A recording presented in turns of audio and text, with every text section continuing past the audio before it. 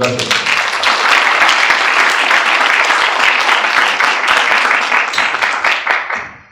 Bueno, muchas gracias a los distinguidos panelistas y a la audiencia por acompañarnos. No los tengo que presentar porque el trabajo ya está hecho y ciertamente es un panel altamente calificado y me siento honrada de estar aquí con ustedes. Como extranjera, ¿verdad? Visitando Perú, además de lo que se escucha y lo que se conoce de Perú desde el exterior, llamó la atención, obviamente, los eventos que ocurrieron con el presidente Castillo y, bueno, luego la sucesión constitucional que se dio en Perú. Pero a pesar de eso, y ya el Alonso nos ha confirmado la ambiciosa cartera de proyectos que Perú ha presentado y contempla realizar, y evidentemente eso requiere mucha inversión y requiere mucho apetito privado e interés en venir al Perú. Yo quisiera quizá comenzar con Gonzalo, ¿verdad? A lo mejor podemos hasta retomar y reaccionar a los comentarios que Alonso compartió con nosotros, pero ¿cómo ves tú, Gonzalo, como independiente, la situación del Perú? ¿Qué va particularmente, ¿verdad?, desde la perspectiva de la seguridad jurídica en cualquiera de sus múltiples elementos? Comenzamos contigo, Gonzalo. ¿Aló? ¿Está bien? Sí. Bueno, gracias, Miriam.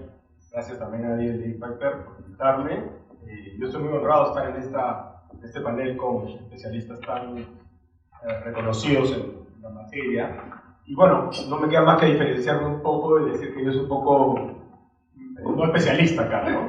En infraestructura, quiero decir, en inversiones. Entonces miro las cosas un poquito más de lejos y si me permites, Miriam, responder a tu pregunta mirando un poco el big picture, ¿no? Y no voy a rehuir a la respuesta, pero sí quería decir antes que, digamos, como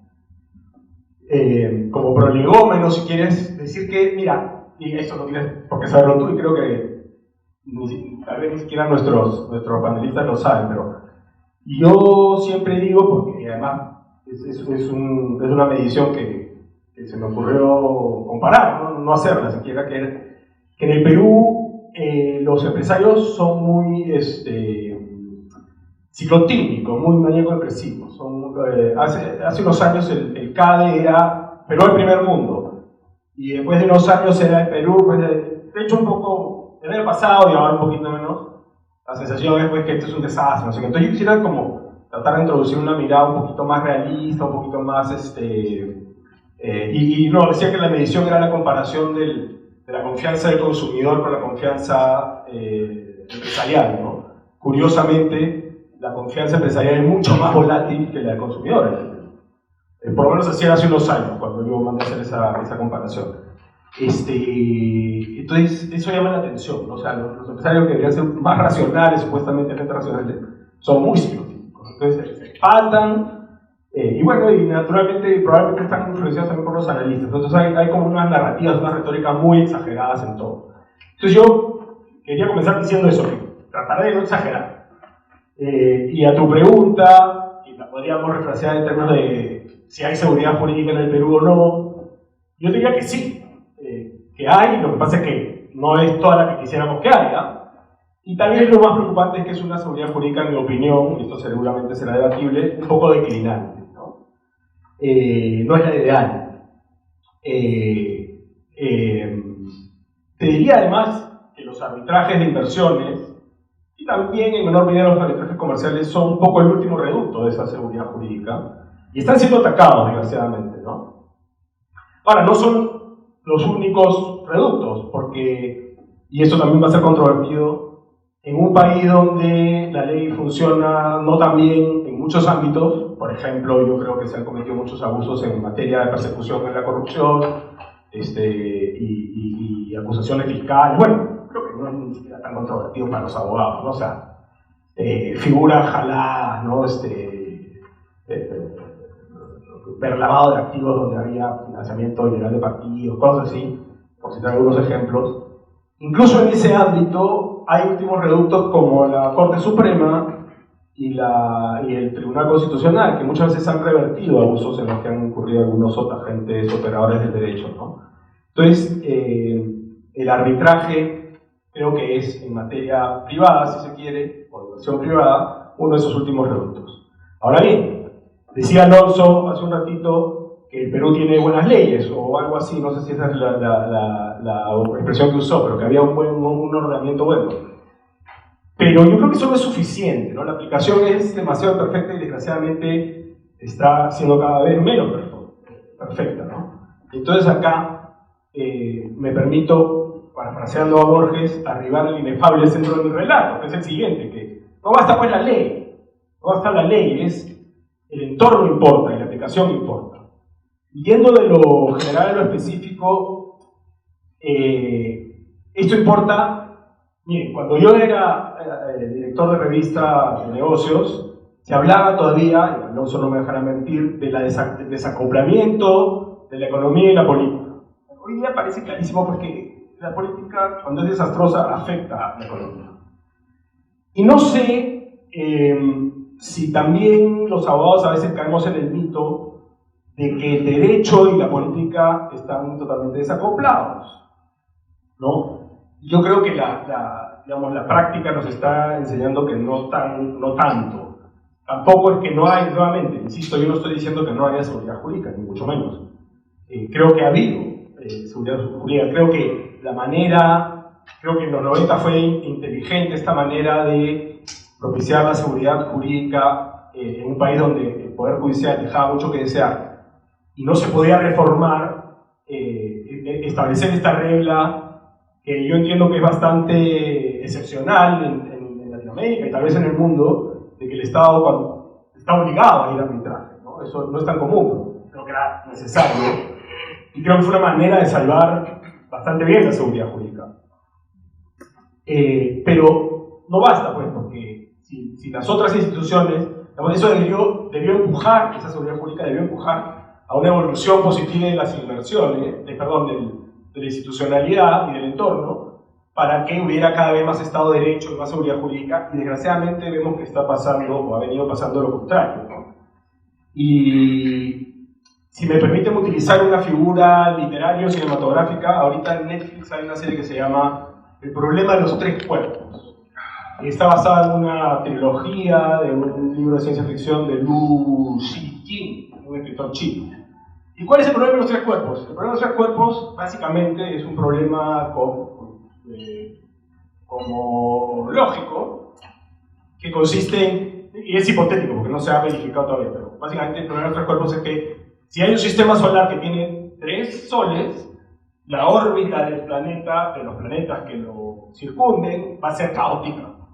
Y bueno, la serie es bien bacán, bien interesante porque te plantea que hay un planeta con vida en ese sistema solar de 3 cuerpos y que está sujeto pues a unas desgracias terribles por el caos de esa órbita. Bueno, yo lo que creo es que en el Perú, en el que estamos viendo el problema de los 3 cuerpos, y eso sí es reciente, porque la lucha de poderes en el Perú tradicionalmente era entre el Ejecutivo y el Legislativo. Y era desastroso, todo lo que quieran, dejaba mucho que desear, pero más o menos que se podía avanzar. Pero en los últimos años lo que ha pasado es que ha entrado a terciar el tercer sol, el tercer poder, la tercera fuerza gravitacional, era el Poder Judicial, entendido en sentido amplio, ¿no? Abarcando, por supuesto, a la Fiscalía de la Nación. Entonces, cuando los 3 poderes están tratando de arrancharse la figuración y el poder, literalmente, cuando no les corresponde, o sea, no es función del Poder Judicial ni de la Fiscalía estarse tumbando gobierno. Cuando eso pasa, lo que tienes es una órbita caótica, donde el país se vuelve ingobernable. Y yo lo que creo es que el Perú se está volviendo un poco ingobernable, lo cual no destroza inmediatamente la seguridad jurídica, pero la va minando y la va socavando, y eso es lo que estamos viendo en este mismísimo momento, ¿no? Y esto, si me permiten traer otra figura, que es la famosa teoría muy controvertida, por cierto, de las ventanas rotas, de un filósofo James Q. Wilson y un sociólogo, George Kelly. Muy famosa porque Rudy Giuliani, cuando fue alcalde de Nueva York, la aplicó. Y la teoría de las ventanas rotas es, oye, si tú permites que los delincuentes rompan ventanas y dejan las ventanas rotas, lo que propicias es que haya más delincuencia. Entonces hay que no tolerar la consecuencia del crimen, en el fondo hay que combatir el crimen. Bueno, yo creo que eso funciona literal, pero también funciona en un sentido más institucional. Yo creo que hay una especie de ventanas rotas macro, ¿no? Entonces, ¿a qué me refiero? Me refiero que este fin de semana entraron a matar a un tipo en un local de Barranco, que Barranco es el barrio bohemio para los extranjeros, ¿no? Así con toda, ¿no? Facilidad, filmado todo, ¿no? Un local de Barranco no diré de alta gama, pues, pero un local donde cualquiera de nosotros podría haber estado tranquilamente. De hecho, alguna vez yo he estado ahí, me encontré con Gabriel. Bueno, yo creo que eso es las ventanas rotas, pues cuando en un país donde la gente ve que el Congreso no quiere combatir la minería ilegal, se vuelve más fácil que unos sicarios se metan a un local decente, entre comillas, y maten a un tipo sin ningún problema. Los tipos están libres, no pasó nada, ¿no? Entonces, y eso está pasando un poco en Perú porque los poderes están dedicados a arrancharse el poder entre ellos, en lugar de estar persiguiendo la delincuencia o estar legislando inteligentemente. O sea, hay una sensación de desgobierno, y no solo se da en el ámbito penal. O sea, cuando el MEF, el Ministerio de Economía y Finanzas, que era la gran fortaleza institucional del Perú, dice, pucha, no vamos a observar ni siquiera simbólicamente lo del retiro de las AFPs, que son los fondos privados de pensiones. Lo que no nos queremos pelear con el Congreso es una renuncia a tu esencia. O sea, cuando el MEF no quiere cuidar la estabilidad fiscal, ¿qué es lo que está pasando hoy, ¿no? Que no le han renovado el mandato al presidente del Consejo Fiscal. Hay una sensación de que el gobierno no hace nada, hay una sensación de gobierno, que eso es ventanas rotas, ¿no?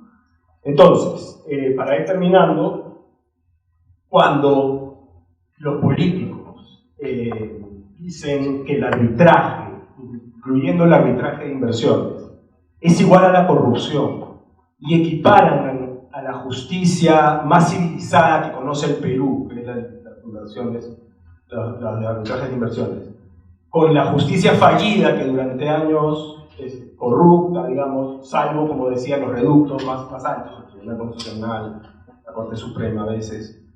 Pero cuando ya los políticos hacen que en la opinión pública el arbitraje, que era, como digo, un reducto de civilidad y de seguridad jurídica y de Estado de Derecho, se vea como igual a corrupción, y yo no niego que haya habido corrupción en el arbitraje comercial, por cierto, local, pero ha sido la excepción y no la regla.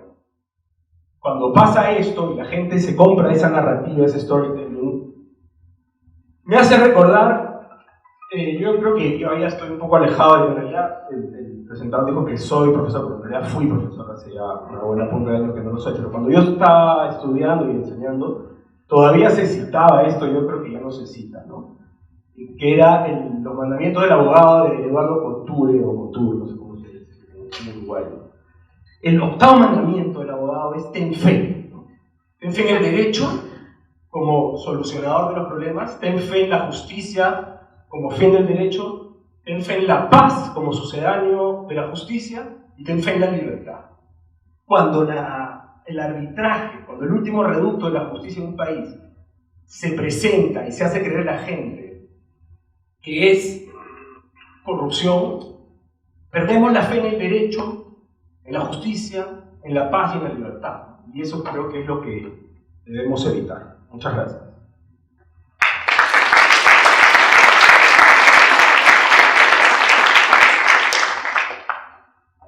Yo pensé que Alonso nos había dado mucha tela de dónde cortar.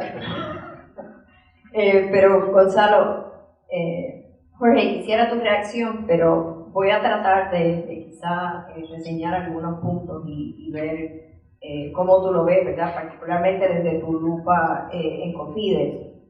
Por un lado, Alonso nos mostraba que todavía Perú se presenta como un país de un riesgo país bajo, ¿verdad? Pero que por otro lado la calidad regulatoria ha degenerado. Gonzalo nos reconoce que efectivamente tenemos un marco regulatorio en el Perú, pero hay que ejecutarlo. Y bueno, pues nos ha dado las analogías de las luchas de los poderes, los tres cuerpos y las ventanas rotas con sus consecuencias, refiriéndose al desgobierno.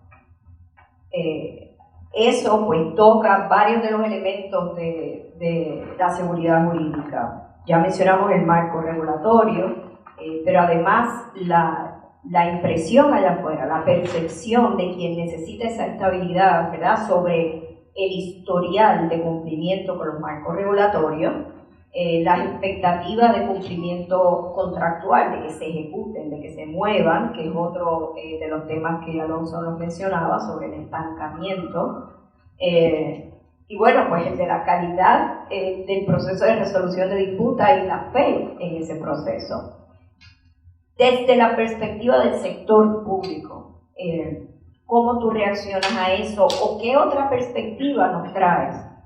¿Y cómo ves la situación? ¿O qué plan a futuro tienes? Miriam, gracias a ti por la invitación. Para mí también es un placer acompañar este panel de lujo y a invitados tan distinguidos.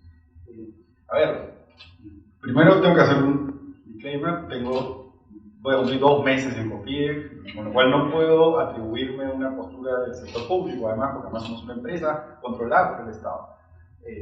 Pero voy a ir directo a lo que me parece la esencia de por qué es relevante la seguridad jurídica para sacar adelante la cartera de proyectos que tenemos y cuáles son los retos, ¿no? O sea, la seguridad jurídica está muy atada a la seguridad, ¿no?, o a la certidumbre respecto de que puedas llevar adelante la ejecución de una obra y que la obra genere los flujos, bueno, tengas quien respalde esos flujos, si es una obra pública, para el Estado, pero que la obra pueda capaz de generar los flujos para repagar los financiamientos digamos, que requiere la construcción de los proyectos. Entonces, esa certidumbre de sacar adelante los proyectos está muy influenciada porque seguridad jurídica no es otra cosa que la ausencia de riesgos vinculados a la parte legal. O sea, seguridad es no hay riesgo.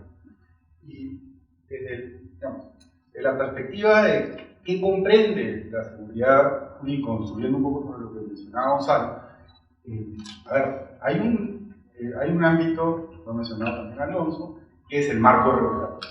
Y es básicamente la claridad, la precisión, ¿no?, la ausencia de dobles interpretaciones sobre qué cosa dice las normas, ¿no? Que no haya 2 lecturas, y cuando tienes, digamos, leyes que dicen una cosa, ordenanzas municipales que dicen otra, y tienes un bosque florido, lleno de normas que hay que, digamos, ver dónde está el problema. No sirve de nada incluso un acuerdo gobierno a gobierno, que tampoco soy partidario, yo se paso, pero es un tema bastante oscuro, y que no te soluciona, no sé, el problema es falta de capacidad de ejecución. Pero además el acuerdo gobierno no va a implicar que no haya una municipalidad que nunca va a dar un permiso, ¿no? Entonces, tampoco hay soluciones mágicas del derecho para salvarte de esta selva de marco. Hay países, ¿no? Bill Clinton en Estados Unidos claramente inició un proceso de simplificación normativa. Yo no sé si acá en Perú deberíamos trazarnos una meta también de tener un poco de simplificación normativa. También de entidades competentes para sacar adelante los proyectos. Eso va muy de la mano con no solamente el marco regulatorio, sino el ente competente. Si tienen muchos entes con competencia para opinar o establecer si vamos a salir adelante con un proyecto o no, se va a retrasar y se va a complejizar mucho por sacar adelante. Esto va muy de la mano, por ejemplo, con los mineros, ¿no? Todo, digamos, el grupo de mineros busca una ventanilla única. Además, yo creo que es una ventanilla única por una única vez de intervención del Estado, ¿no? Que simplifique cuáles son los pasos que tengo que dar para sacar adelante ese proyecto. O intentar que no tengamos por cada concedente, que muchos no tienen las capacidades técnicas, digamos, puede que el Ministerio de Transporte tenga mucho más experiencia en los tratos de concesión para el pero no es la misma experiencia, no hay esa experiencia en el Ministerio de Salud o en el Ministerio de Educación. Entonces, ciertamente es muy importante que también busquemos como que consolidar quiénes son las autoridades con competencia para eventualmente seguir después de la adjudicación de un contrato y lograr el cierre contractual, el cierre financiero y acompañar la ejecución del proyecto. Entonces, hay un primer punto de falta de precisión que nos afecta el poder tener una seguridad jurídica óptima, ¿no? Un segundo elemento es la certidumbre o la certeza de que aquello que está pactado se va a cumplir, ¿no? Es decir, y por supuesto que tenemos un marco, yo coincido con Gonzalo, tenemos un marco legal, es la Constitución, ¿no? O sea, digamos, está implícito en el Estado de Derecho que los contratos se cumplen y no pueden ser cambiados por una ley posterior lo pactado en los contratos, ¿no? Entonces, ciertamente, esa es otra variable muy importante. Tenemos que evitar que la actuación del Estado termine afectando esa capacidad de dar certeza de que aquello que está pactado para desarrollar un contrato se va a poder cumplir. Y hay un tercer punto que es la garantía que tiene que dar el Estado de que si, a pesar de que tengo un contrato, veo lesionados mis derechos, ¿no? El contratista que ejecuta la obra o el sponsor o el inversionista de un proyecto van a tener la forma de defender defenderse de ese atropello, de esa vulneración de sus derechos. Y ahí también contamos con un marco legal, podría seguramente traerán en cuanto a las cláusulas de resolución de controversias y a los mecanismos, digamos, arbitrarios, principalmente para resolver esas controversias, pero tenemos el marco. La pregunta es si es que el Estado está realmente respetando ese rol de garante de la seguridad. Entonces creo que ahí hay un primer punto. Para poder sacar adelante esta ambiciosa cartera tenemos que ver. Es el Estado. A ver, como dije, no me puedo robar la posición del Estado, pero sí veo intenciones, quizás tímidas, no con la decisión que requerimos, ¿no? Partiendo, es evidente que tenemos que mover un poco de control, pero buscar centralizar o llevar a Proinversión a acompañar más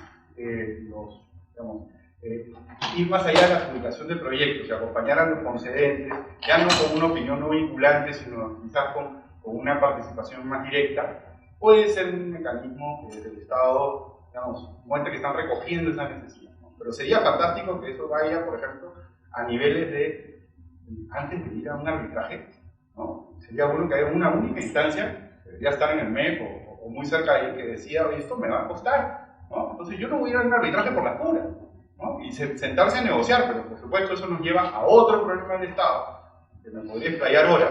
Este es uno de los primeros y más fuertes que veo, que es el sistema de control, ¿no? Entonces, difícilmente alguien en el MEP va a decir, no, hay que negociar y hay que cerrar esto, porque el sistema de control te va a caer encima, la Contraloría, que además tiene por ley unas facultades sancionadoras, que en ninguna parte de la Constitución existen, ¿no?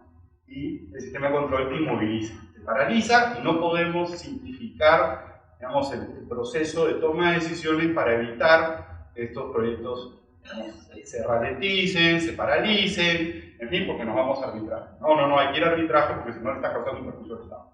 Entonces, ciertamente creo que hay razones para destacar, digamos, que todavía tenemos robustez, ¿no? En términos de estructura política, seguramente más adelante podremos hablar de la experiencia acumulada ya a nivel de concesiones y APP, que de todas maneras, a pesar de que ha habido una paga, tiene un valor, es un valor que el mercado todavía, digamos, reconoce ahí, que el sistema financiero en particular, cuando hace evaluaciones de crédito en Perú para proyectos, considera porque hay por lo menos mucho más recorrido respecto de otros pares nuestros en la región, por lo menos para proyectos en la región.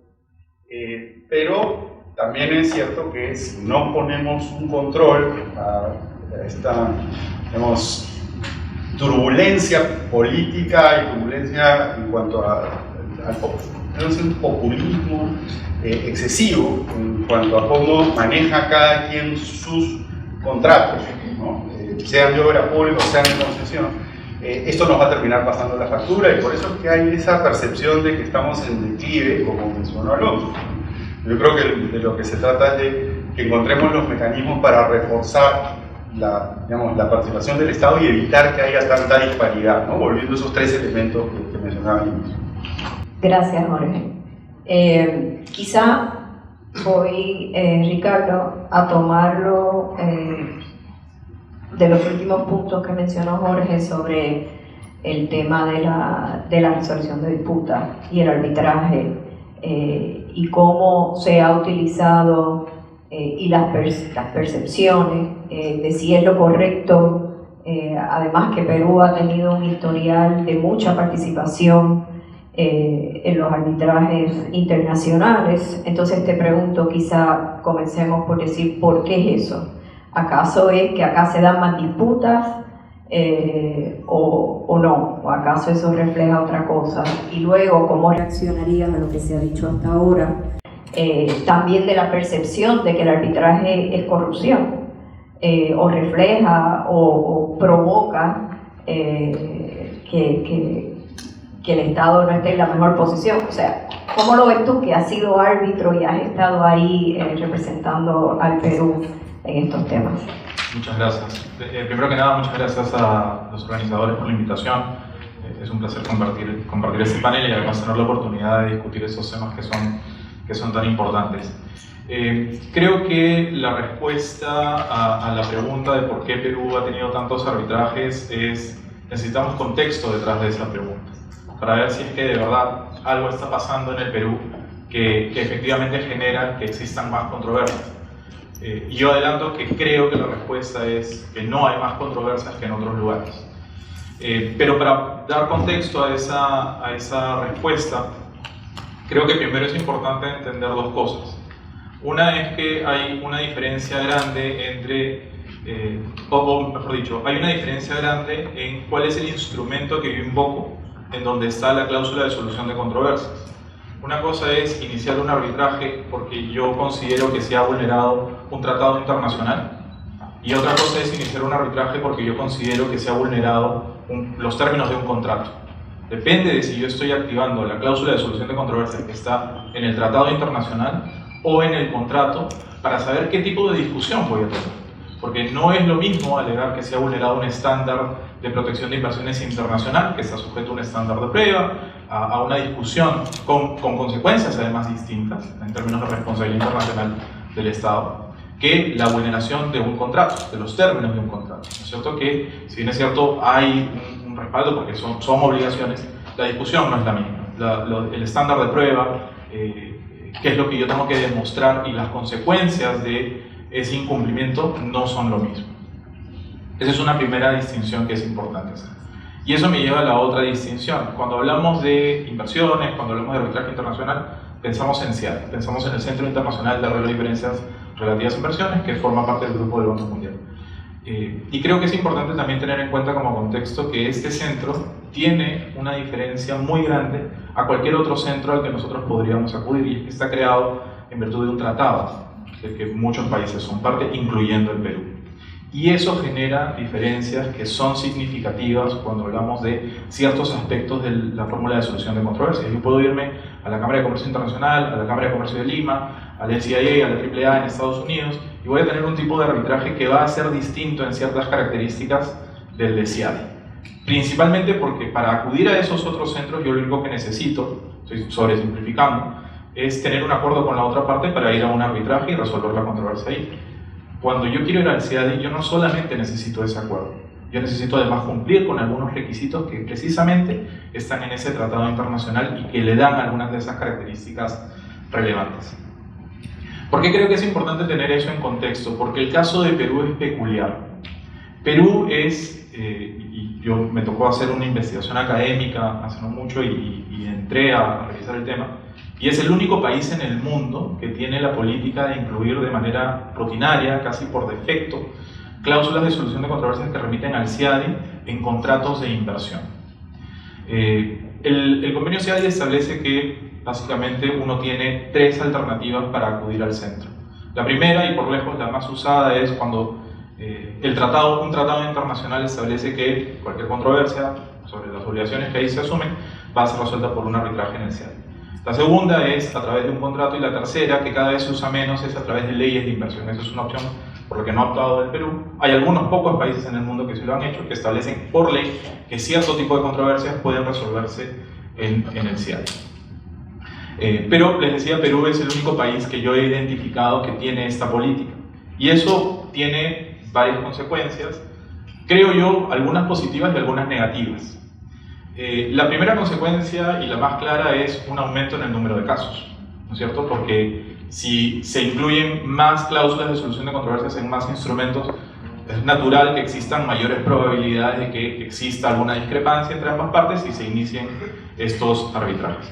Pero para que tengan una idea de cuál es la diferencia de la experiencia del Perú con el resto de países, de acuerdo a la estadística del CIADI histórica, de estas 3 fórmulas de acceder al centro, es decir, por la alegada violación de un tratado, por la alegada violación de un contrato o porque la ley lo dice, el 78% de todas las controversias en la historia del CIADI, de todos los países combinados, son sobre la base de tratados internacionales. Solamente un 15% sobre la base de contratos y un 7% por la ley. Pero más o menos la proporción entre tratado y contrato es 78% de los casos son sobre tratado, 15% sobre contrato. El histórico del Perú está casi 50-50. Nosotros casi la mitad de todos los casos que hemos tenido en el CIADI, que tenemos en el CIADI, han sido sobre la base de contratos. Y esa es una diferencia bastante grande con otros países en el mundo. Para que tengan una idea, el Perú, digamos, esta es información de hace 1 o 2 años, probablemente hay que aumentar 1 o 2 casos en los últimos años. El Perú ha tenido hasta ahora un total de 19 casos, entre casos concluidos y casos en curso, en donde se alega que se ha vulnerado un contrato. El país que le sigue más de cerca al Perú es Ecuador, y tiene menos de la mitad de casos, tiene solamente 9, y además Ecuador tiene un tema particular con las disposiciones constitucionales y el acceso al arbitraje internacional que limita mucho el acceder al arbitraje por la base de tratados. Y los que siguen son Camerún, Gambia y Guinea, cada uno con 5 casos. Hay algunos otros pocos países que tienen 2, 3, y la mayor parte de los países que han suscrito el CIADI, o que han firmado y ratificado el convenio, no tienen ni un solo contrato, no tienen ni un solo caso sobre la base de contratos. Entonces, ¿esto qué termina generando? Termina generando indirectamente un impacto en la reputación del país por el solo hecho de que existan los casos. CIADI, precisamente porque ha sido creado por la base de un tratado y porque la mayoría de los casos han sido iniciados por la alegada violación de un tratado, cuando nosotros decimos CIADI, inmediatamente todos pensamos en, bueno, los que están en el medio, en estándares de protección, en trato justo y equitativo, en una defensa en contra de un comportamiento arbitrario, desproporcionado, no transparente del Estado. Cuando pensamos en CIADI, la verdad es que no pensamos en controversias contractuales. No pensamos en que no se liberó un terreno o que no se cumplió el plazo de un hito en un contrato. Y eso tiene una relevancia, porque CIADI, en tanto la mayoría de los casos tiene este tipo de discusiones de estándares de protección de inversiones, suele ser tomado como un termómetro para ver cómo se está portando el país. Un país que tiene muy poquitos casos en el CIADI, o los ha ganado casi todos, suele ser un indicador de, ok, se comporta bien, es respetuoso de la inversión, tiene instituciones sólidas. Un país que tiene muchos casos en el CIADI, o que no gana todos sus casos, suele ser tomado como una señal de algo está pasando, hay una actitud hostil contra la inversión, algo no está funcionando. Y la mejor prueba de eso son los titulares que hemos visto en los últimos años, de el Perú es el país más demandado en el CIADI, qué está pasando en el Perú, por qué estamos teniendo tantos problemas. Yo por qué decía que creo que no es necesariamente el caso en el que en el Perú estén ocurriendo más controversias. Comparemos la situación con Colombia, que es un país vecino, Alianza del Pacífico, un perfil bastante similar al nuestro. Casi podríamos decir que en términos de atraer inversión extranjera, competimos por atraer el mismo tipo de inversionista. La Agencia Nacional de Infraestructura de Colombia, esto es un reporte periodístico del año pasado, tiene al año pasado 19 arbitrajes pendientes por un total de 7 billones de dólares. Las conversaciones previas, yo les había dicho pesos, pero luego regresé a la noticia para verificar y son dólares. 7 billones de dólares en 19 arbitrajes. El Perú, al día de hoy, tiene 10 casos pendientes en el CIADI. Y sin embargo es con Perú que salen las noticias de somos el país más demandado. ¿Por qué sale eso? Porque Colombia, la Agencia Nacional de Infraestructura, remite todas estas controversias de APPs, de contratos de infraestructura, a un arbitraje en el Centro de Arbitraje de la Cámara de Comercio de Bogotá. Este centro de arbitraje tiene reglas distintas, no solamente porque está configurado de forma distinta, porque no ha sido creado sobre la base de un tratado, sino porque en su mayoría maneja controversias entre privados. Entonces las reglas de transparencia, acceso a la información, no son las mismas que en el CIADI. El CIADI, y está bien que sea así, tiene reglas mucho más abiertas en términos de transparencia y se han hecho muchos avances, precisamente por el tipo de cuestiones que se discuten. Entonces, solamente iniciar un caso en el CIADI ya termina teniendo cierto impacto en la reputación del país, cuando no necesariamente, sobre todo en el caso de Perú, porque la mayoría de los casos, o por lo menos la mitad, son sobre la base de contratos. No estamos discutiendo si es que el Estado ha sido arbitrario, no estamos discutiendo si es que el Estado ha dado un trato injusto, no estamos discutiendo si es que ha sido discriminatorio, si es que ha sido poco transparente. Estamos hablando de si liberó interferencias para entregar el terreno sobre el cual tenía que construirse la carretera. Pero el impacto es mucho más fuerte, mucho más sonado por el tipo de foro que representa el CIADI. Ahora, antes de que me gane el tiempo, creo que también es importante destacar que han habido algunas consecuencias positivas de esa práctica. Creo que la principal es que termina dándole cierto equilibrio al sistema. ¿Y a qué me refiero con esto? Precisamente porque la mayoría de los casos en el CIADI han sido iniciados sobre la base de tratados internacionales de protección de inversiones. Estos son tratados en donde participan los dos estados, nunca participa el inversionista, ¿no es cierto? Si Perú y Uruguay quisieran firmar un tratado bilateral de protección de inversiones, quienes participan en la firma de ese instrumento es la República del Perú y la República Oriental del Uruguay. No participan ni ningún inversionista peruano ni ningún inversionista uruguayo. Sin embargo, el arbitraje es o entre un inversionista uruguayo contra Perú o el inversionista peruano contra Uruguay. ¿Qué implicancia tiene eso? Que los tratados solamente tienen obligaciones para los estados, porque son estándares de protección para los inversionistas. No hay nada que el Estado pueda reclamar en este tipo de casos. Por lo general, algunos tratados ya modernos en los últimos años están incorporando algunas obligaciones de responsabilidad social, etc. Pero tradicionalmente esos tratados no tienen ninguna obligación para el inversionista. Y es por eso que, virtualmente en todos los casos, el inversionista es el demandante y el Estado es el demandado. El caso de Perú es distinto, porque la mitad de sus casos son sobre la base de contratos. Los contratos tienen obligaciones recíprocas. Y de hecho eso permitió que en el año 2013 el Perú presentara una demanda en contra de un inversionista, volviéndose el primer Estado latinoamericano en demandar a un inversionista en el CIADI y el cuarto país en el mundo en hacerlo. Ese caso finalmente fue resuelto a través de una solución amistosa. Es en realidad parte de una saga un poco larga de 2 arbitrajes más, pero cuando el Estado, no sé cómo estoy de tiempo, tal vez puedo comentar esto muy rápido, es una cosa interesante. El Ministerio de Energía y Minas quería sacar una línea de transmisión y saca la licitación, sale el contrato, lo gana una empresa española y lo tiene que construir. Más o menos el contrato se firma a finales del 2008. Cuando toca hacer el cierre financiero, la empresa se acerca al Estado y le dice: tengo un problema. La crisis económica internacional no me está permitiendo hacer el cierre financiero, necesito un plazo adicional. El Estado le dijo: oye, yo he firmado 25 contratos en la misma época que firmé contigo. Si fuera la crisis económica, yo debería tener 25 empresas tocando a la puerta diciéndome que no pueden hacer el cierre financiero, el único que lo está haciendo eres tú, no te puedo dar un plazo adicional. Y la empresa se va a iniciar un arbitraje. Ese contrato tenía una cláusula CIADI, se va a un arbitraje sobre la base de ese contrato. El arbitraje avanza, pero el Estado seguía sin tener la línea de transmisión que necesitaba. Y como el tema estaba atrapado en el arbitraje, saca una línea paralela. Exactamente el mismo trazo para reemplazar la que no pudo construir. ¿Quién se presenta a la licitación? La empresa que había pasado el primer arbitraje. Entonces el Estado le dice: oye, la única razón por la que yo estoy sacando esta línea paralela es porque tú no cumpliste y ahora tú me dices que la quieres hacer. Yo te la puedo dar, pero me tienes que dar una garantía adicional. La empresa dijo discriminación, inició un segundo arbitraje en contra de Perú, esta vez sobre la base del tratado. Estaban avanzando los 2 arbitrajes y sale el laudo del primero. Y el Estado lo gana. Lo gana porque el Tribunal Internacional hace un excelente análisis, creo yo, del Código Civil peruano y determina que esta acción de excesiva onerosidad había sido planteada fuera del plazo que permitía el Código Civil. ¿Cuál era el problema? El problema es que estábamos 3-4 años más tarde.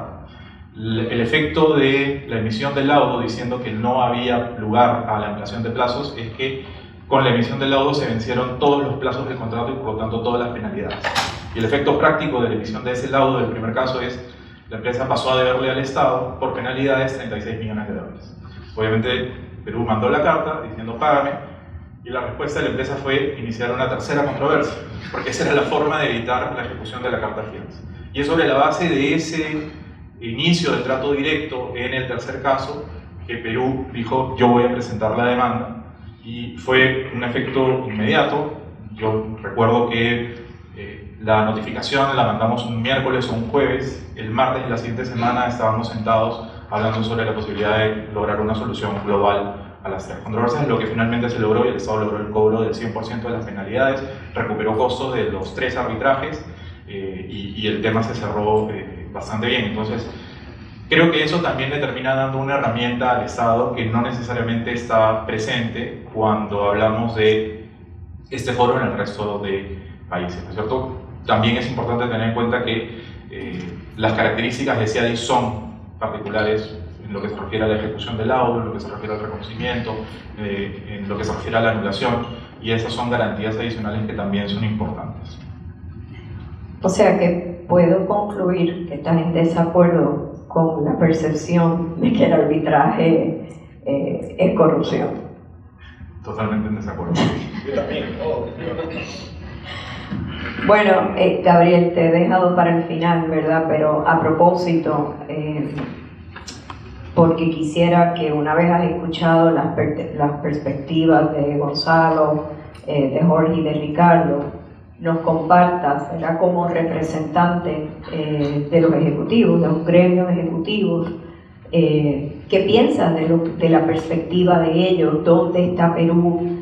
¿Cómo se siente la empresa privada en términos de la seguridad jurídica? ¿Qué hay que mejorar? ¿Cómo esos empresarios pueden tener mayor certeza, agilidad? No sé, ¿cómo lo ven ustedes? ¿Cómo reaccionas a lo que se ha dicho anteriormente? Sí, muchas gracias por la invitación. A ver, yo creo que el sentimiento del sector privado es agridulce, ¿ya? Y hablo del sector privado no solamente peruano, sino en general. Perú sigue siendo un país atractivo por todo lo que se ha explicado ya de la mano, ¿no? Siempre nos están mirando y la gran pregunta es ¿por qué no llegamos a cerrar proyectos y con empresas adecuadas y que se puedan ejecutar dentro de los tiempos y dentro de los cronogramas? Esa es la gran pregunta que nos tenemos que hacer, ¿no? En el Perú, y creo que es bueno analizarlo desde el punto de vista de todo el ciclo del proyecto. Hoy en día tenemos un marco legal de APPs que se ha venido sofisticando con el tiempo, se ha hecho bastante más sólido, pero por otro lado, eso tiene que ver con el diseño de una APP, pero para la ejecución y las aprobaciones hay una maraña legal tremenda que no necesariamente conversa. Entonces, Proinversión puede estar diseñando un proyecto con la asesoría del Banco Mundial, pero si los ministerios o los concedentes no están acompañando en el diseño, en el día a día, eso se convierte en un problema. Si tienes un proyecto de agua, tienes a SUNAT, tienes a la UTAS, tienes a CEDAPAL, al ministerio, y se vuelve un problema. Pero a nivel regulatorio creo que se ha hecho en los últimos años un trabajo interesante de ordenar la pirámide regulatoria, ¿no? Hay una ley, hay un reglamento, hay ciertos lineamientos y hay otros instrumentos como los planes de infraestructura y cosas que han venido acompañando en la parte institucional. Sí falta la parte que acompaña toda la parte técnica de la estructuración. Yo creo que pasando a la preparación de un proyecto, ya cuando empiezas a diseñarlo, acá es bien importante qué rol juega el sector privado y qué rol juega el sector público. Y ahí tenemos que tenerlo bien claro. Hablo solo de los proyectos crudos. Y eso es verdad. Nosotros no podemos sacar proyectos con perfiles que es prácticamente un post. No estoy haciendo una exageración, pero los proyectos necesitan un nivel de estudio y de profundidad que toma tiempo. O sea, una línea de metro no te va a tomar menos de 1 año o 2 años en poder diseñar ese proyecto, y no debería tomar menos de ese tiempo. Yo a veces escucho que dicen, ¿por qué la línea de metro no se hace en 6 meses y ya está? Es imposible, y eso pasa en Perú, pasa en Inglaterra, pasa en todas partes. Ahora, por otro lado, tampoco nos deberíamos demorar 8 o 10 años en hacer el proyecto, que es el otro extremo. Y la importancia de tener un proyecto bien hecho, y ahí también el sector privado a veces empuja un poco más de lo que debería, porque a veces pensamos que la estrellita es la adjudicación, cuando en verdad lo importante es el nivel de servicio al final de la obra que te va a dar, a qué precio, valor por dinero, etc., ¿no? Yo siempre digo que el peor proyecto no es el que no se hace, que es el que normalmente dice el sector privado. Para mí el peor proyecto es el que se empieza y se para. Y si se para por corrupción, peor. El CAPEX sube, el OPEX sube, por las adendas, todo se modifica, y encima si tienes un arbitraje internacional que lo pierdes, el proyecto te sale carísimo. Entonces, ahí es donde tenemos que salir con buenos proyectos. Y los proyectos tienen que ser bien diseñados, con una asignación de riesgos adecuada, pero también tienen que ser adecuadamente testeados con el mercado. Hay que hablar con los banqueros, hay que hablar con los técnicos. Yo sé que se modificó la ley de APPs, hoy en día se puede adjudicar con un único postor. A mí no me encanta la idea, entiendo la lógica de por qué, pero el hecho de que vaya un solo postor no es una buena señal. Si es un buen proyecto, el sector privado va a reaccionar y se debería comer los proyectos, ¿no? Si es un buen proyecto atractivo, con un marco regulatorio adecuado y donde el país da esas garantías, deberías tener a 10 postores encima de ese proyecto. Son proyectos que te garantizan flujo por 30 años, ganas por todas partes, ¿no? A mí no me encanta la idea, pero entiendo por qué se decidió hacer la adjudicación a un solo postor. Y después viene la ejecución. La ejecución es básicamente producto, una mala ejecución es básicamente producto de un mal diseño. Hay una correlación entre el tiempo que uno invierte en diseñar un proyecto y el costo de ejecución. Contra más uno invierta, tu costo de ejecución cae dramáticamente, ¿no? Y claro, lo que se dice es un mal diseño con ejecución es una mala teoría, ¿no? Entonces ahí es donde hay que empezar a ver, y los proyectos están cantados de alguna manera. Terrenos, interferencias, CIRA, estudio de impacto ambiental, ya lo sabemos. Lo que pasa es que no los estamos enfrentando de manera clara.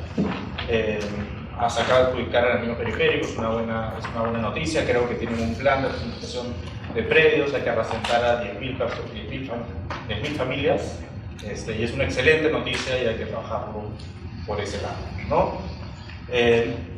Y en tema de seguridad jurídica, algo que todavía no pasa en Perú, pero nos estamos acercando, que nosotros, no me acuerdo el número, ¿cuántas APPs tenemos? Tenemos más de 100, creo. Es que eventualmente hay que devolverlas al Estado. Y le pasó al Reino Unido que un día se dieron cuenta que iban a recibir 100 APPs. Entonces, hay que pensar en un marco jurídico de cómo las vamos a recibir y qué vamos a hacer con estas APPs. Y acá una pequeña digresión de qué vamos a hacer cuando terminen los G2Gs que se están haciendo. Y hoy en día no se está pensando en un marco regulatorio de cómo empezamos a concesionar. Nadie está hablando quién va a operar Chinchero. Yo me aterro cuando me escucho que Corpac, ¿no? Y se está diciendo que Corpac lo opere por 5 años y después lo concesiona. Y claro, ahí hay que empezar a ver cómo es lo que vamos a hacer. El sector privado tiene ganas de invertir, hay buenas oportunidades, hay una oferta interesante de proyectos. Lo que tenemos que hacer, y ahí es rol del Estado, es cómo se empieza a ordenar para empezar a acompañar y a trabajar de la mano. Esto no es una guerra entre el concedente y concesionario, cómo se trabaja de manera junta para poder ejecutar los proyectos a tiempo y dentro del presupuesto. Los proyectos en Perú se están demorando en promedio, obra pública, más de 4 años en culminarse. Y necesitamos la inversión privada, representa más del 70% de toda la inversión en el país. No podemos meter más recursos públicos, ya Alonso lo dijo, hemos metido los proyectos de la carretera central, Chinchero, y vienen otros que se vienen comentando, ¿no? Y la verdad es que el sector privado también trae muchísima eficiencia y tecnología. Veamos el Jorge Chávez, no quiero hacer ningún tipo de defensa de una empresa, pero han volado haciendo el terminal, van a terminar en noviembre de este año. Entonces ahí es donde ve uno la verdadera eficiencia y la tecnología que el sector privado puede traer. Entonces mi conclusión es que lo vemos de manera agridulce, quizás con un marco regulatorio que se viene fortaleciendo, pero que a la hora de ejecutar vemos cosas que se están deteriorando. Tampoco acá quiero hacer ninguna defensa de ninguna empresa, pero lo que está haciendo la Municipalidad de Lima, el sistema arbitral, es un serio problema a largo plazo y a la seguridad jurídica del país, ¿no? Y acá hablo del sistema arbitral, no quiero hablar de entrar en particular de este caso, pero lo que se está haciendo no ayuda a nadie, ¿no? Muchas gracias. Jorge, te he visto asentir bastante, ¿verdad? Al insumo de Gabriel. ¿Cuál es tu reacción a esa posición agridulce del sector privado y las cosas que él ha mencionado como las áreas que hay que enfatizar y mejorar? Y obviamente el estancamiento. Sí, ciertamente estaba sintiendo y definitivamente si nos ponemos a distinguir los tipos de actores que participan, vamos, desde los propios sponsors. Por supuesto que hay sponsors felices con una comunicación directa, entonces sí, por supuesto que es agridulce, hay quienes están felices con la posibilidad de que se haya retomado después de mucho tiempo de para. Y las razones de haber retomado son muchas, ¿no? Flexibilización regulatoria, alguna, pero también teníamos un estancamiento en la publicar proyectos rentables. Entonces ahora tenemos gran cantidad de proyectos. Y claro, el que se lo adjudica directamente y se evita salir un proceso de licitación, probablemente esté muy contento, más aún si tienen algunos de los sponsors ahí 10 años. Yo también participé en algún momento de una asesoría, digamos, a proinversión, cuando se estructuraba este proyecto hace más de 7 o 8 años desde la Cámara. Pero hay otros actores que no lo ven con el mismo sabor, ¿no? O sea, a ver, los bancos mayoritariamente preferirían ver que se empiecen a adjudicar los proyectos más pequeños primero, los que son más probables de cierre, ¿no? Para ir testeando cómo están las aguas en Perú antes de un proyecto de esta magnitud. Ahora, claramente en un proyecto como el Anillo se van a demorar, ¿no? Esto se ha publicado, pero el cierre va a estar sujeto a el diseño definitivo, dependerá de que se terminen de expropiar, ¿no? Tomar los terrenos, en fin, y eso probablemente va a retrasar. Pero sin duda los bancos lo ven desde otra perspectiva, no necesariamente están tan cómodos con enfrentarse a la necesidad de financiar unos proyectos o a que gran parte de esa cartera de proyectos vaya a tener sus flujos de ingresos organizados en soles. ¿Quién va a financiar soles a largo plazo? Bueno, yo estoy representando a COFIDE, por supuesto creo que sería fantástico que nosotros tengamos un rol sumamente activo en financiar soles, pero por supuesto los recursos no van a ser suficientes. Y COFIDE no tiene casi capacidad de movilización, digamos, por el marco regulatorio que tiene, digamos, sumamente limitante, de movilizar a inversionistas privados para completar esos financiamientos o de proveer la moneda local que sí puede tener FDN, Banobras o BNDES en Brasil, ¿no? ¿Por qué? Porque ellos tienen acceso a líneas de fondeo, garantizadas por el Estado, son a través de mecanismos que son parte de las contribuciones de los trabajadores o parte de los impuestos terminan en fondos que ellos administran y que les sirven de fuente de fondo de moneda local, e incluso ellos terminan siendo fuente de financiar a otros inversionistas que participan después del financiamiento de estos proyectos. Nosotros definitivamente quisiéramos tener un poco más de, digamos, capacidad, ¿no? para dar fuego, ¿no? en en lo que es el financiamiento de estos proyectos y creemos que debería ser el financista natural de buena parte de esta cartera de proyectos, acompañado de la banca local y articulando además la participación de la banca que no puede ir a largo plazo, ¿no? Con las AFPs en la situación que están ahora, es bien difícil pensar quién va a proveer los ingresos en soles para financiar petales, líneas de transmisión que se están adjudicando, ¿no? Después, hay otros, digamos, otros actores que también nosotros debemos ponernos a preguntar si estamos atrayendo a los sponsors idóneos. Nosotros lo conversamos en la tele,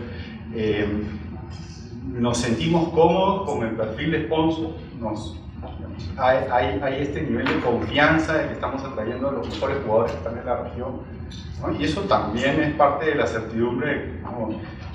Desde mis primeras participaciones en financiamiento de proyectos me decían, es mejor tener un mal proyecto con un buen sponsor que un muy buen proyecto con un mal sponsor.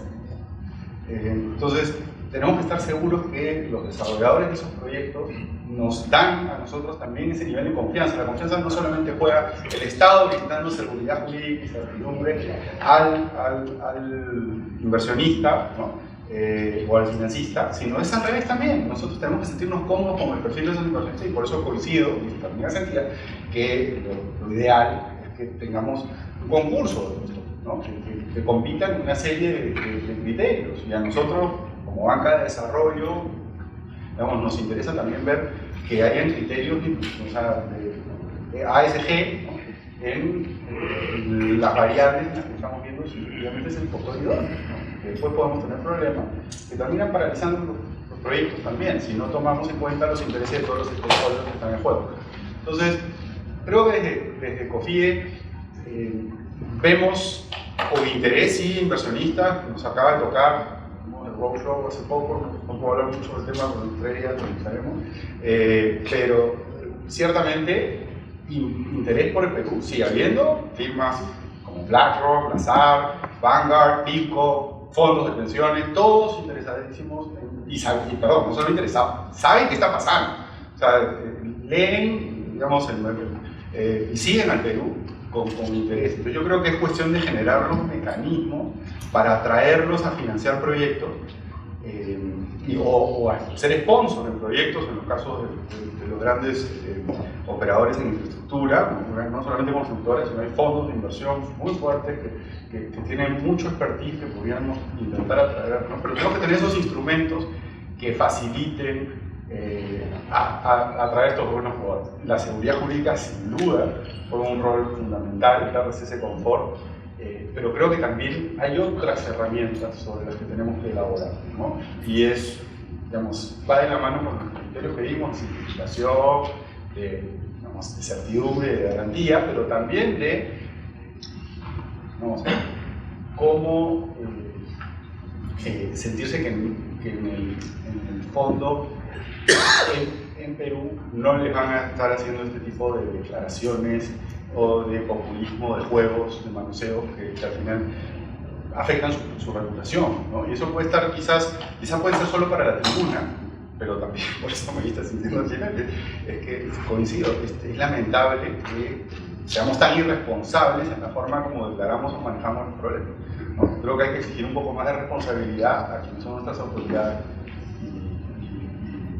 y evidentemente desde la tribuna que nos toque demostrar que en el Perú somos gente seria y que cumplimos nuestro compromiso y que estamos interesados en hacer crecer el país. Muchas gracias. Como extranjera, ¿verdad? Evidentemente veo muchas similitudes en los problemas que enfrentamos y los retos en nuestros países. Y siempre está la pregunta, especialmente teniendo una cartera tan amplia, agresiva y la necesidad de moverlo rápido, ¿qué es los quick wins? ¿Cuáles serían esos puntos más rápidos? Algunas cosas requieren legislación, otras cosas se pueden hacer a nivel de agencia, otras cosas son tema de voluntad, de diligencia. De lo que he escuchado de parte de ustedes hay un poco de todo. pero si cada uno fuera a mencionar una cosa que entiende que sería un elemento de la seguridad jurídica que si se atendiera rápido haría una gran diferencia, ¿verdad?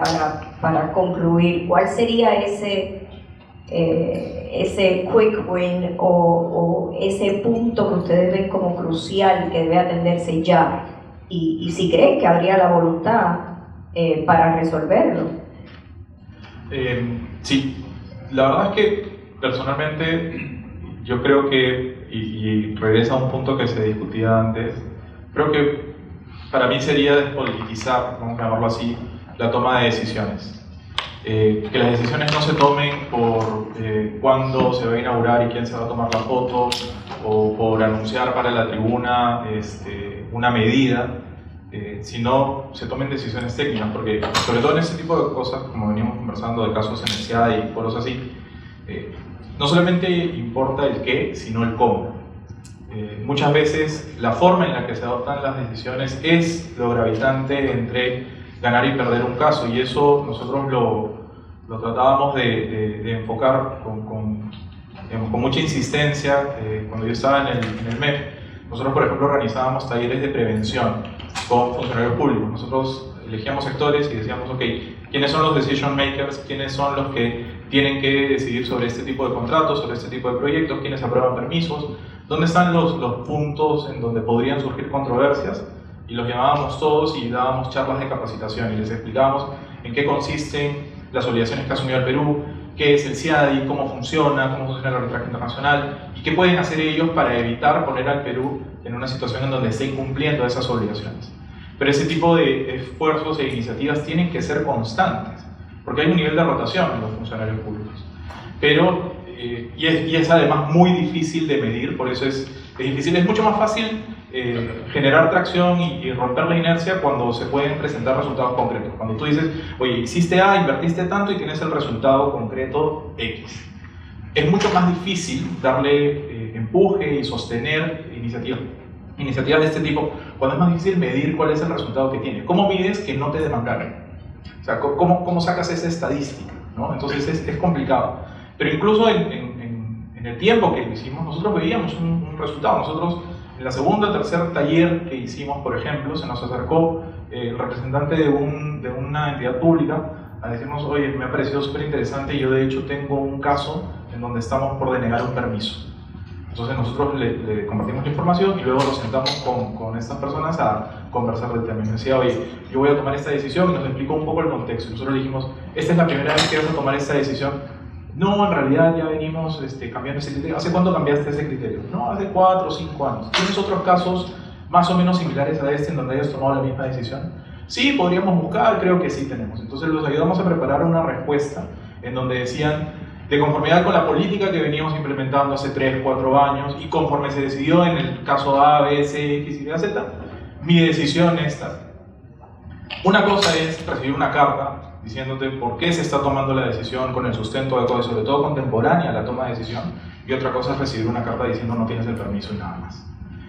Lo primero obviamente cambia el escenario si es que eventualmente terminas en un arbitraje. Es mucho más sencillo de defender y los tribunales típicamente le dan mucho peso a los documentos contemporáneos a la toma de decisión, y ahí regreso al tema de despolitizar. Desafortunadamente tenemos muchos ejemplos, no quiero mencionar, pero todos van a saber a lo que me refiero, de autoridades que simplemente anuncian lo que han decidido y después contratan los informes para darle sustento.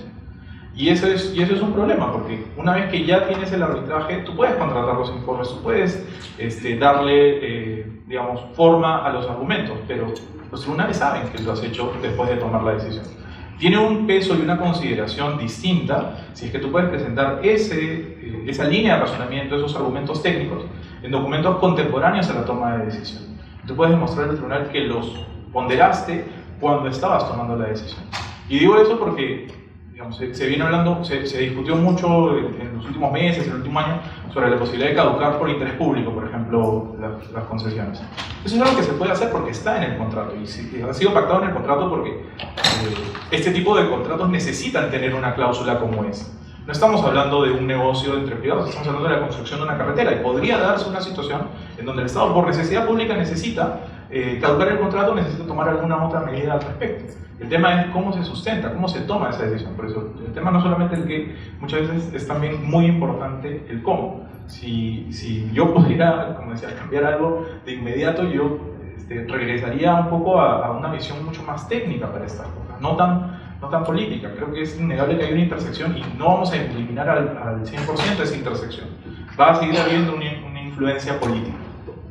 Pero mientras mantenga razonable y se le dé el peso que corresponde a los criterios técnicos, a la toma de decisiones fundamentadas en criterios, con el respaldo adecuado, digamos, al país le va a ir bien. Eso es lo que tuvimos durante muchos años, como mencionaba Alonso en su presentación. Durante muchos años teníamos casos en donde el Perú lograba salir airoso, entre otras cosas porque no habíamos hecho nada que sea pues grosero, hostil contra la inversión. No habíamos tenido una situación como la de Argentina, de tener una crisis económica, toman medidas y de pronto les caen 50 casos, o un tema como el de España, que el tema de las renovables, modifica la legislación y tiene 50, 60 habitantes. Todos los casos en CIADI en el Perú son particulares, tienen sus propias características, ¿no?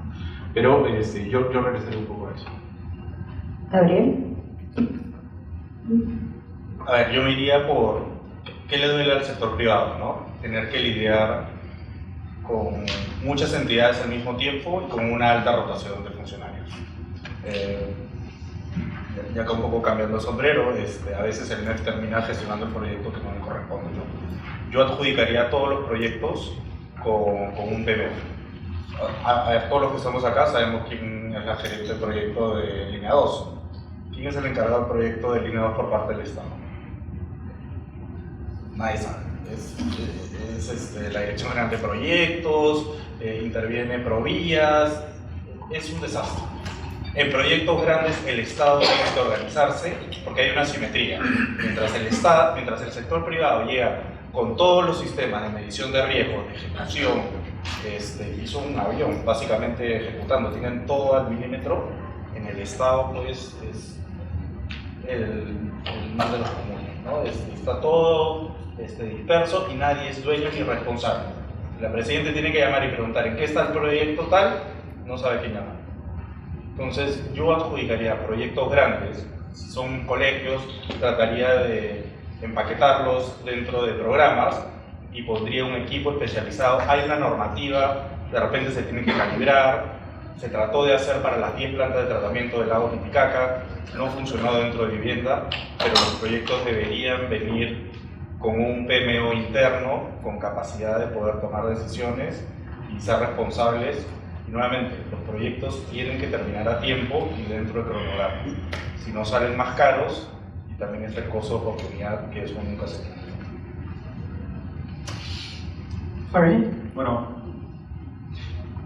coincido, pero advierto, como dijo Alonso, que es muy difícil centralizar digamos, todo el acompañamiento de esos proyectos desde toda la etapa posterior a la publicación o de contratación, cuando tienes descentralizado ya en gobiernos regionales, municipalidades, etc.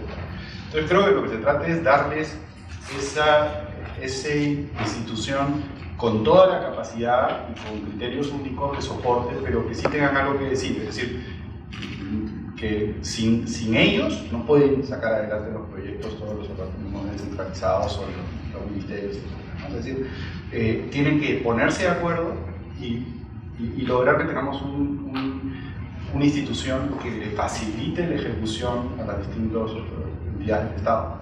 Creo que va por ahí, pero al final vuelve a lo que es centralismo, o sea, generar esas capacidades que hoy están dispersas, ni opinan igual, ni están al mismo nivel, ni conocen los proyectos, ni entran ni pueden entrar al detalle. Entonces, tengo que suplir esas deficiencias que tenemos en. Gonzalo. A ver, creo que si tuviera que hablar de quick wins, creo que no estoy muy en la posición de hablar de quick wins porque, digamos, mis capacidades absolutamente palidecen con las de quienes me acompañan en la mesa en términos de conocimiento técnico e incluso del aparato público, ¿no? Yo, lo más cerca que he estado ha sido barreras burocráticas en Indecopi, ¿no? Pero si tuviera que pensar haciendo un esfuerzo, pensaría en quick wins, pensaría que una buena idea sería retomar la idea en la que participó Alonso indirectamente en el gobierno de Humala, que era esto de las mesas de destrade. Creo que eran de manera discretas y digamos, para lo que había eran bastante efectivas y creo que han seguido algunos esfuerzos, pero creo que perdieron fuerza y creo que más bien había que potenciarlas, ¿no? Que son mesas donde se sientan justamente lo que dice estos dispersos que menciona, estos poderes dispersos y discrepantes a los que aludía Jorge, y se sientan y con un moderador empiezan a destrabar, pues, o sea, para ponerse de acuerdo. Eso me lleva a un punto más de fondo, que justamente es lo contrario de quick win, que es como la cosa más estructural, ¿no? Y claro, no es quick win, pero, o sea, creo que en algún momento tenemos que abordarlo, pues, porque si no vamos a seguir en las mismas todo este tiempo, que es la capacidad de ponernos de acuerdo, ¿no? Entonces, el Perú claramente en la historia republicana tiene dos grandes rebotes, ¿no? Al comienzo del siglo XX y al comienzo del siglo XXI. Son los periodos de mayor crecimiento económico, ¿no? Al comienzo del siglo XX, después de la guerra con Chile y del gobierno de reconstrucción de Piérola, vino la famosa República Aristocrática, que es el periodo de estabilidad económica y política más largo del siglo XX, y luego el siglo XXI, después de, digamos, la debacle que fue los 80, el Sendero Luminoso, el terrorismo genocida, maoísta, excepcional en América Latina, eso, no se habla mucho de eso, pero es la verdad. Y del gobierno, digamos, de la reconstrucción que hizo el gobierno autoritario Fujimori, viene nuevamente también esta etapa de muchos años, o para estándares peruanos, de estabilidad política y económica, ¿no? Entonces, ¿qué tiene en común? Que primero tocamos fondo. Entonces, tocamos fondo, después ya medio que decimos, no podemos seguir así, pues tenemos que ponernos de acuerdo. Entonces, si me permite esta digresión más profunda, o sea, a veces yo parezco un poco chauvinista, porque realmente creo en la excepcionalidad del Perú. O sea, el Perú es un país bien raro. O sea, si tú no miras alrededor, no se parece a ninguno de nuestros vecinos. El Perú no se parece ni a Chile, ni a Ecuador, ni a Brasil, ni a Colombia, ni a Bolivia. Los países más parecidos al Perú son en América Latina, México y Guatemala. Incluso hoy, ¿no? O sea, todo este desastre político del Perú, el más parecido que hay en el mundo es Guatemala. Y una amiga mía que era ex banquera de inversión decía que México es el Perú con esteroides, ¿no? O sea, México tiene todas las virtudes del Perú por 4 y todos los defectos del Perú por 4, ¿no? Entonces, y claro, si uno piensa un poquito más, el Perú es un país único en el mundo, incluso más que México, en lo siguiente: es un país que es una cuna de la civilización y es a la vez un gran receptor de multiculturalidades, ¿no? O sea, es un país que ha tenido una migración, por ejemplo, México es cuna de civilización más que el Perú, incluso las culturas de México fueron más avanzadas en muchos sentidos, pero no recibió pues la migración asiática que recibió el Perú. Entonces el Perú es realmente el verdadero melting pot más, cuna de civilización del mundo, de América, digamos. El Perú, eso lo hace muy raro, muy distinto, y hace que tenga unas posibilidades increíbles, ¿no? O sea, Arnold Toynbee, el filósofo de la historia, decía que se preguntaba por qué hay cunas de la civilización, por qué la civilización aparece en estos lugares. Y la respuesta que él da, que es muy lógica, no está comprobada, es para que florezca la civilización, lo que tiene que haber es un entorno, una geografía muy difícil, pero que ante el ingenio humano reacciona bien, digamos, o sea, resulta muy productiva. Y yo creo que el Perú es un gran ejemplo de eso, y la infraestructura es prueba de eso. O sea, el desierto de la costa peruana es una cosa de una aridez. De repente le metes infraestructura y haces una irrigación y se vuelve ultra productivo, pero ultra, o sea, fuera de serie de productividad, ¿no? Y eso ocurre en el Perú desde hace miles de años, ¿no? Entonces, mi pregunta es, aquí, o sea, hay una cosa que yo no soy muy religioso, pero hay como una pregunta metafísica: ¿por qué en el Perú se nos ocurrió con esa geografía literalmente diabólica, ¿no? Mi amigo el historiador Mauricio Nova decía que la geografía del Perú era satánica. Yo lo corregí y le decía, la palabra es diabólica, porque diablo quiere decir el que separa, y nuestra geografía nos separa. Y sin embargo, desde hace 3.500 años, mucho antes de los incas, hay una serie de gente, de élites, que propugnan que seamos un Estado unitario. No entiendo por qué. Tal vez por eso, porque la geografía, esa geografía que es nuestra maldición, cuando el ingenio humano entra, responde magníficamente. Y ese es el reto de la infraestructura. O sea, el Perú fue uno de los primeros países en tener ferrocarril, ¿no? ¿Y qué ferrocarriles? O sea, se les ocurrió hacer unos ferrocarriles en esta locura de geografía. Hasta hace pocos años, Quito era el punto ferroviario más alto del mundo, ¿no? Y es un ferrocarril antiquísimo, ¿no? Entonces, eso, o sea, el Perú tiene un potencial enorme. Simplemente tendríamos que ponernos de acuerdo. ¿Cuándo nos ponemos de acuerdo? Cuando tocamos fondo. Yo, en mi rol de consejero empresarial, de coach, a veces le paso frases a mis aconsejados, a mis clientes, y una que le he pasado hace poco a varios es: deja de quejarte de aquello que tú puedes cambiar. Entonces, yo lo que veo en la clase empresarial, en la clase política, pero que nos quejamos de cosas que podemos cambiar, simplemente nos dejamos de pelear todo el tiempo, y nos ponemos de acuerdo en cosas constructivas.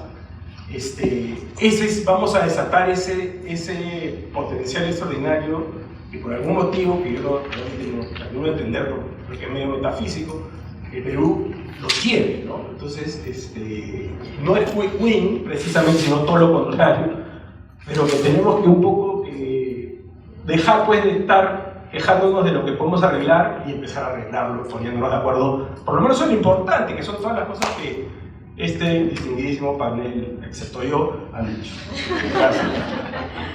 Bueno, se nos ha acabado el tiempo, pero le quiero dar las gracias a todos los panelistas por su generoso tiempo, por la candidez con la que han compartido sus ideas y sus impresiones. Quick wins, decisiones técnicas educadas y despolitizadas, centralizar la adjudicación de proyectos PMOs, capacitar a las autoridades con criterios, educación y llegar a instituciones fuertes, centralizadas, y utilizar el ingenio peruano para lograr todo lo anterior. Así que esperamos que Perú lo logre. Tenemos mucha confianza en el país. Nuestros clientes, nuestros amigos, inversores también lo tienen. Así que nada, adelante y muchas gracias.